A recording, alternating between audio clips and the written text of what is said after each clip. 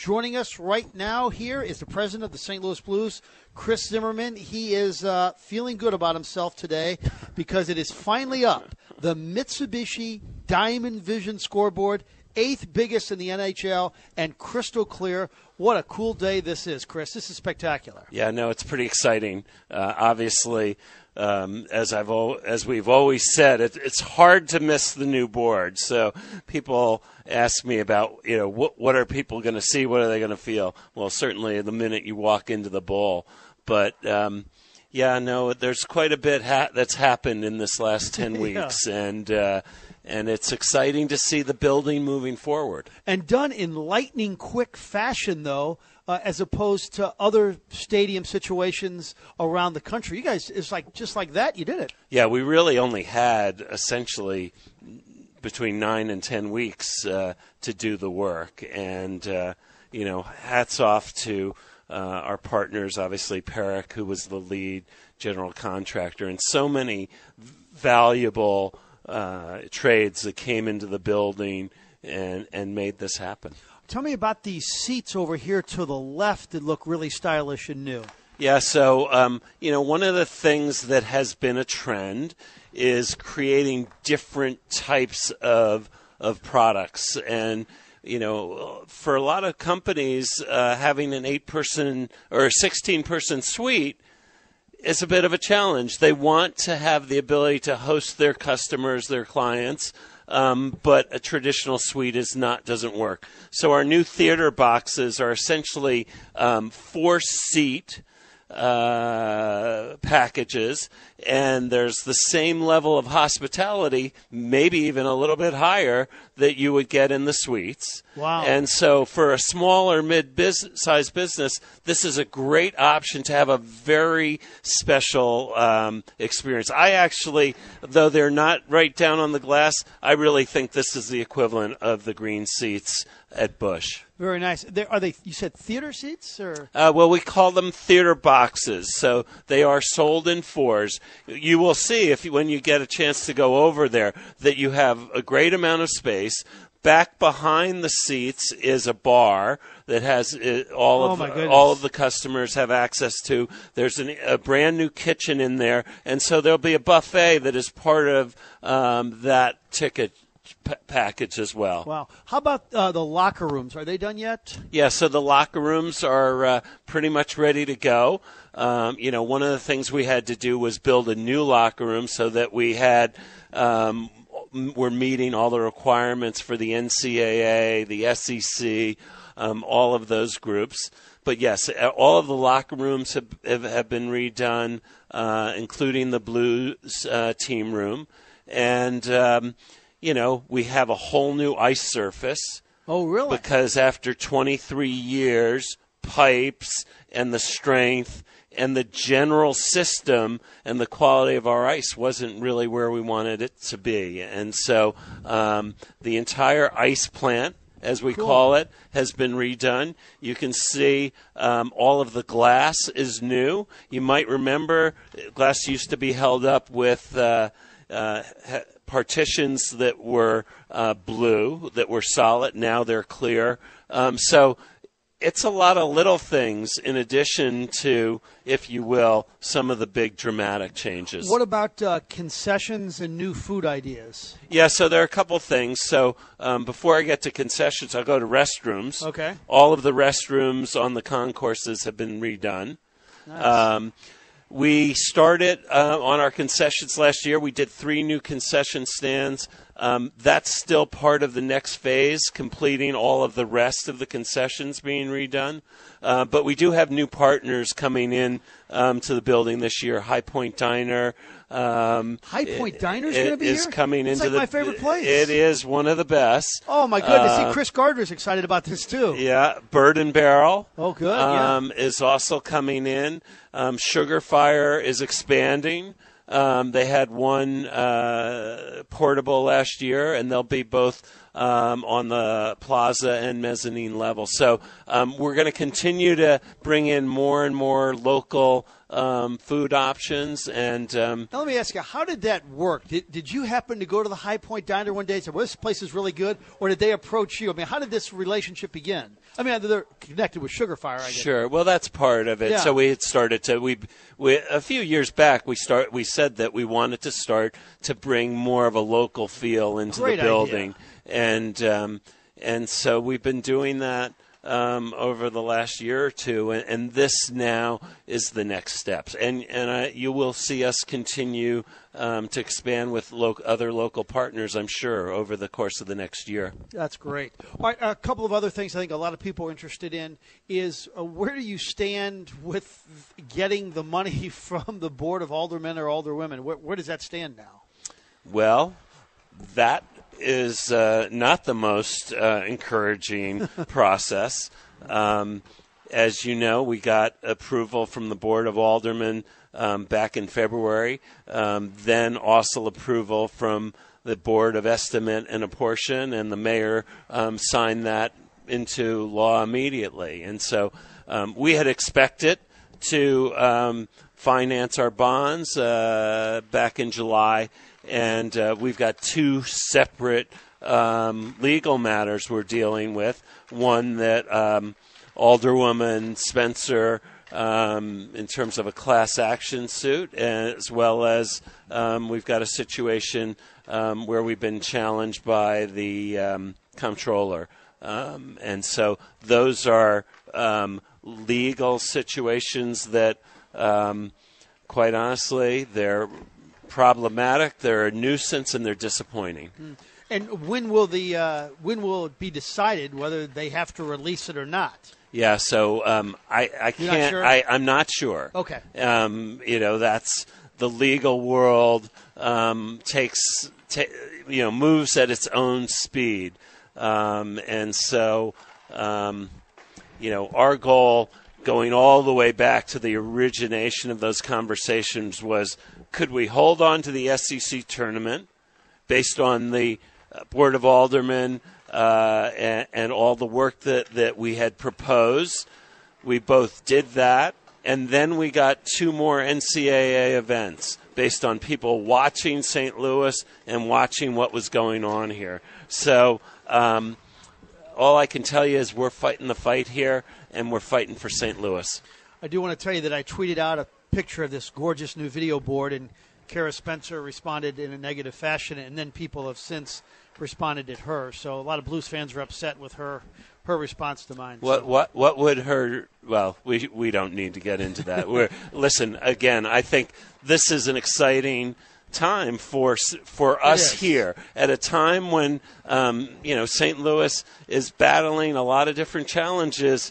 We want to be a source of energy. We want to be a source of bringing our community together, getting people into the downtown, continuing to attract events. Those are the things that this work is about, and that we believe we're bringing to the party, and that we're going to continue to. We're going to keep fighting for St. Louis. Has there been any conversation with you and your staff about extra security or protection tomorrow night for your game here with the possible protesters? Yeah, I mean, obviously we're in touch with the St. Louis Police, and we are highly sensitive to creating the safest environment we can. And importantly, there are a lot of people that work in this building, that work during the events. Obviously, restaurants and other local establishments. We need to get back to, if you will, a sense of normalcy. Where do you stand in the practice facility right now? Yeah, so that's been an interesting journey, Frank. Again, the thing that if I only allow myself a short moment of frustration on these, and the fact that we had a unanimous support from the county council back in December that we've worked for months towards a project that is really about benefiting the community and building hockey and one of the sports that we are still on the national stage. And I guess the answer to the question is we're still proceeding. We are waiting for the national parks to render their final decision around the land. and that's a process we always knew would be coming down at this time. I would just say that our own local actions have created more uncertainty on both the timing as well as some of the costs to get the project done. I think this would be good for our listening audience. I've mentioned this before, but I want to get it right out of your mouth. The percentage of events that you have here as the Blues, and then also the percentage of money that you've put in terms of improvements to this building over the years. Yeah, so two things. I appreciate that. The hockey games in this building are approximately 40% of what happens here. So unlike a baseball stadium, which might have 3 or 4 events, we've got 60 to 70 events that are non-hockey every year. And so, we like to characterize our building a bit as a town hall because we have such a wide range of entertainment. We touch so many different, viewing audiences and people, their affinity and the types of entertainment they want to choose. The building has largely been privately funded from day one. And so the Blues, since the building opened and with primary financing coming from local ownership. So we put in $50 million since it opened 23 years ago. What does the city put in? Do you know? Well, the city had originally essentially funded about $15 million, and as I understand it, some of that went to the parking garage, which all of that revenue goes back to the treasurer's office. But there were bonds taken out on that $15 million, I believe. So I don't know what the interest cost and how that rolls out, but certainly I would expect that the numbers would be 90% plus of this has been privately financed to date. And then our go-forward commitment is significant as well. So people should understand that when people talk about the money that's coming from the city, that's just one part of this total program. The Blues will continue investing at the level we have, which will mean there's another $50 or $60 million alone coming from the Blues just for ongoing maintenance. Any idea on what the Blues create from a tax revenue point of view for the city of St. Louis? Yeah, so it's the number in terms of direct dollars from us, so that doesn't mean all the money that gets generated outside the building when we have events, or the parking revenue, which is quite significant. But the Blues are generating now over $5 million a year back to the city, and we know that the number that we've contributed in tax revenue is well over $100 million. I know you're very impressed with the strong fan base and the following, the passion for Blues hockey, the sold-out games, the incredible TV ratings. But could you ever see a point where the aldermen, they do not release that money and you do not get this practice facility built, that you would talk to another city?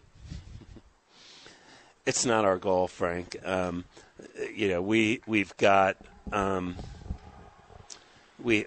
ownership group is quite exceptional in my mind. We've got 16 local business people who are funding this business and this building largely.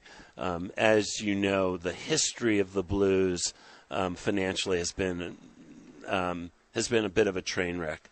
It's well over $400 million, and we've shared these numbers that has been lost running the joint entity. So that includes both the arena as well as the team.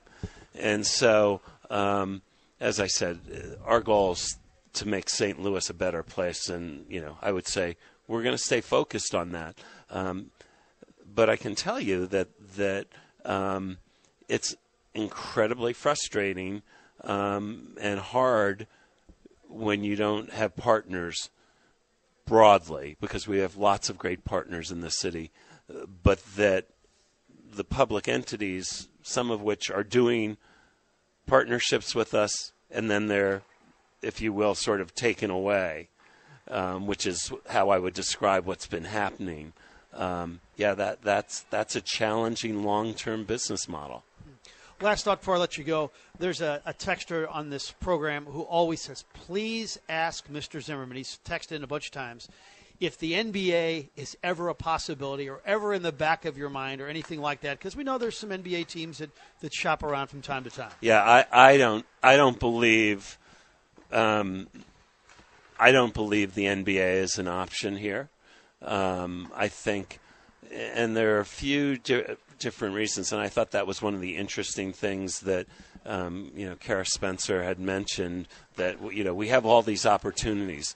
Well, if you look at the way we are being treated, in addition to other things, I don't think you're going to get many ownership groups anxious to come to St. Louis. And I'll say this: I don't blame our city for the fact that it looks like we're not going to get an MLS soccer team, but we have to create better solutions regionally. We have to find ways to support these entities that drive so much positive energy, financial benefit to the region, and I hope that some of the things that are going wrong are a little bit of a wake-up call.